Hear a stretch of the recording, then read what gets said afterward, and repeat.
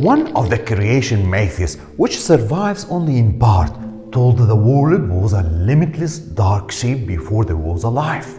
Egyptian mythology was unusually long-lasting. Its earliest records date from about 2345 BC. There were many cult centers such as Heliopolis, Memphis, Elephantine, and Thebes, each with its own gods. In Heliopolis, the great Ennead, which is a group of 9, focused on Ra as first principle, for whom the other gods evolved.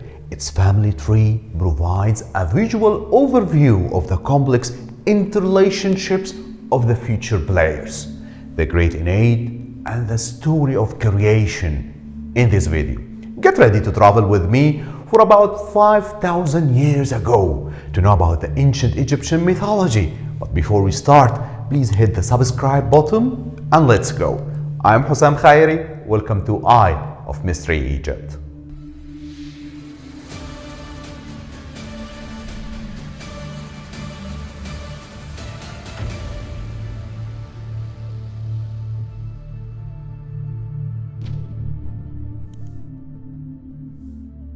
Welcome back.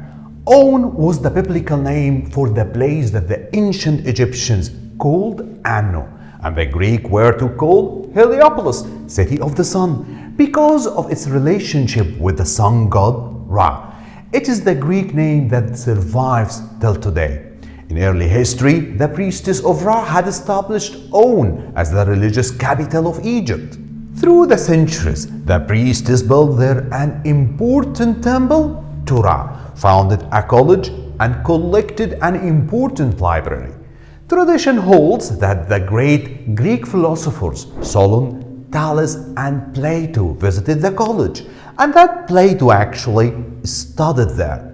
Plutarch said that Pythagoras also came to Egypt, where he was much admired. He may even have used some of the Egyptian symbolism and occult teaching in his own work. Later, during the flight of the Holy Family, Mary is supposed to have rested at On, and is said to have washed her son's clothes at the fountain. Today, little of ancient Heliopolis remains, but the mythology developed at On provides us with the most central of all Egyptian stories. In the story of creation that was developed in Heliopolis, the idea that the first of the gods evolved out of chaos and darkness and brought order to this ordered universe. In the beginning were the primeval waters, named Nun, which since they were unconscious and inanimate, were incapable of independent action. Out of the waters, Ra raised himself on a hill and created himself. Ra says that the moment of his creation, nothing else existed, neither the heavens, nor the earth, nor the things upon earth. Until this moment, he had lived alone in the primeval waters, where he developed in darkness and contained both male and female principles. For reasons that remain obscure to mortal, he conceived the idea of creation and willed his own physical existence. The most widely accepted version follows the concept as expressed in the pyramid text, which tell us that Ra was the god who once came into being, who masturbated in On. So were born the twin Shu and Tefnut. Shu was to be the god of the air, and Tefnut the goddess of the mist. Ra said that he become from one god, 3 gods. While in the darkness of the primeval waters, Ra equipped himself with an eye, which he sent out to find Shu and Tefnut. When the eye returned and discovered that it had been replaced in Ra's face by another eye, it became very angry. Ra had to placate it by giving it more power than the second one, but then he was stuck with 2 eyes.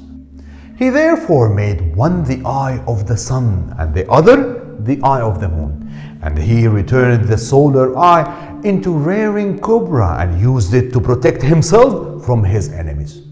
The cobra was the symbol that kings affixed to their crowns in order to benefit from its protective powers. After creating himself and his two children, Ra wept, and the tears that fell gave birth to mortal men and women. In the meantime, Shu and Tefnut joined together as man and wife, and out of their union came Geb, the god of the earth, and Nut, the goddess of the sky. These two were locked in an embrace as they were born, and Shu had to come between them. He lifted Nut up into the area above the earth and the universe as the ancient Egyptians knew it was formed. The sky and air hovered just above the earth and separated it from the heavens. It was Nut and Geb who then provided the universe with a population of gods and goddesses who were to be the dramatized personae of Egyptian mythology. According to Plutarch and Sir James Frazer in his book Golden Bough, Ra actually considered Nut his wife.